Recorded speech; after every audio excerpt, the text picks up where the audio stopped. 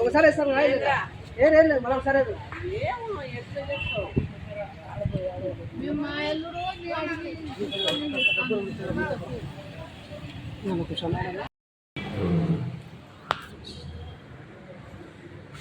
ఈరోజు అనగా 23/9/2025 సంవత్సరం ఉదయం 11 గంటల సమయంలో ఈ టూ టౌన్ లిమిట్స్ రామాలయం బ్యాక్ సైడ్ ఉన్నటువంటి పి నాగవేణి అనే ఒక లేడీ తన పిల్లలతో పాటు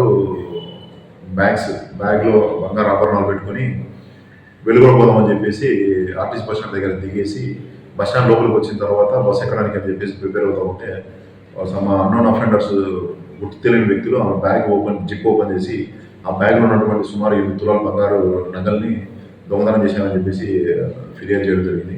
దాని మీద కేసు రిజిస్టర్ చేసి ఇన్వెస్టిగేషన్ చేస్తున్నాం. ఈ తర్వాత ఈ అందరికీ అప్పీల్ ఏమంటే పోలీస్ తరఫున ఈ బస్ స్టాండ్లో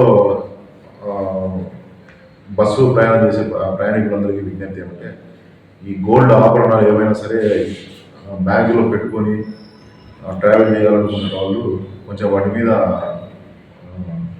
జాగ్రత్త వహించాలని చెప్పేసి పోలీస్ శాఖ తరఫున తెలియజేస్తుంది. సార్ అక్కడ ఏమైనా సీసీటీవీ ఫుటేజ్ ఏమైనా ఉన్నాయి సార్? సీసీ కెమెరాలు ఉన్నాయి, వాటిని ఫుటేజ్ అంతా మేము చెక్ చేస్తున్నాం.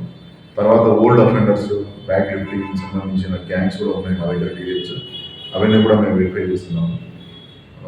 తొందరలోనే కేసు ట్రేస్ చేస్తాం. సార్ బంగారం ఎంత పోయింది సార్?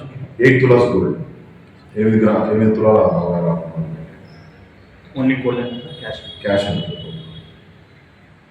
Thank you sir.